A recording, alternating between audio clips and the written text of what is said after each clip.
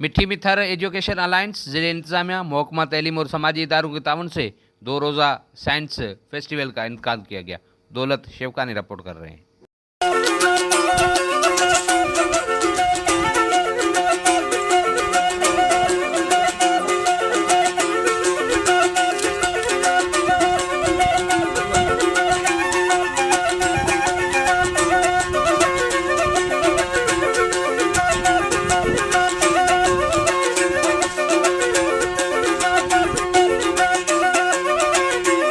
मकसद है कि हम बच्चों को जो स्ट्रीम एजुकेशन की आजकल बात हो रही है, साइंस, टेक्नोलॉजी, इंजीनियरिंग और मैथमेटिक्स, उनकी काउंसलिंग करें कि हम साइंस के हिसाब से कहाँ पे खड़े हैं, नंबर 1। नंबर दूसरी बात यह है कि यहाँ पे लर्निंग आउटकम्स जो है, स्पेशली मैथ और साइंस के जो ग्रेड है वो 30 से भी कम है, मीन्स के 100 में से 30 नंबर्स है।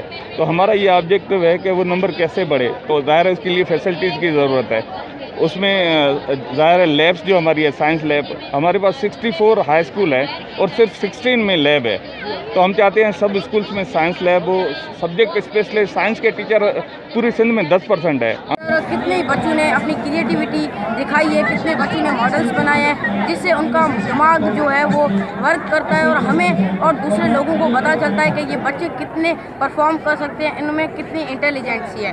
देखो अब कितने बच्चों ने मॉडल बनाए हैं। जब गेस्ट आते हैं उनको क्वेश्चन पूछते हैं और वो जब आंसर देते हैं तो जब उनको कमेंट दिए जाते हैं तो उनके अंदर एक जज्बा पैदा होता है कि हाँ भाई हमने ये चीज़ अच्छी बनाई है और अब जब दोबारा ये फंक्शन होगा तो हम इससे भी बेहतर बनाएंगे। तो मेरे ख्याल में ये जो फंक्शंस हैं ऐसे अरेंज किए जाएं, क्योंकि जो लोग समझते हैं कि थर जो एक रेगिस्तानी इलाका है, इसमें पढ़ाई का शऊर इतना नहीं है, पढ़ाई का श्रेय नहीं है, बच्चों में कॉन्फिडेंस नहीं है, बच्चों में जो उस्ताद जो है वो अच्छी तरह से नहीं पढ़ाते हैं। तो जो ये बातें करते हैं मैं उनके खिलाफ हूँ। ऐसे फेस्टिवल होने चाहिए और यहाँ पर बहुत सारे मॉडल्स भी है जाके हमेशा होने चाहिए। थर फेस्टिवल था उसमें भी ऐसे काफ़ी मॉडल्स थे, तो इसलिए मैं सबको यही मैसेज करना चाहूँगी कि सब पार्टिसिपेट करें।